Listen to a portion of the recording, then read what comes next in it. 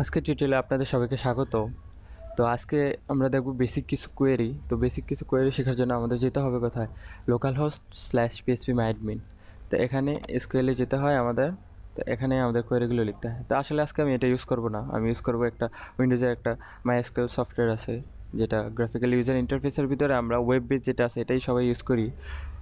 তো আজকে আমি ইউজ করবো অন্য একটা সফটওয়্যার যেটার নাম হলো নেভিগেট।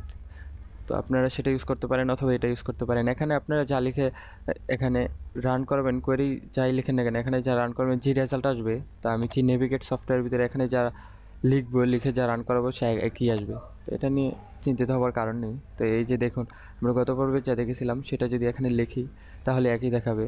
এবং শো ডাটাবেজে এখানে ডাটাবেসগুলো দেখাচ্ছে, তার মানে একই দেখাচ্ছে। তো আজকে আমরা দেখব যে মাল্টিপল কলাম কীভাবে সিলেক্ট করতে হয়। তো গত পর্বে আমরা দেখেছিলাম এরকম, এই যে সিলেক্ট নেম ফ্রম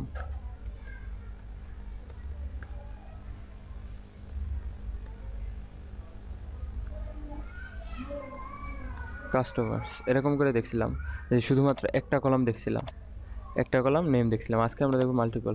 তো তার জন্য আমাদের করতে হবে সিলেক্ট নেম।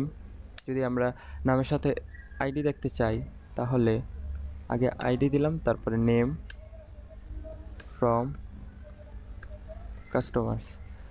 তো এখানে দেখুন আইডি দেখাচ্ছে, নেম কাস্টমার টেবিলে। আমরা যদি আরও অনেকগুলো দেখতে চাই, select ID name city from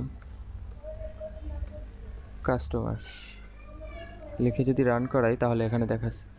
তো যাই হোক, আমরা এরকম মাল্টিপল কলাম সিলেক্ট করতে পারি এবং তার ভ্যালুগুলো দেখতে পারি। আমরা যদি সবগুলো দেখতে চাই তাহলে সিলেক্ট স্টার, মানে সব ফ্রম কাস্টমার্স।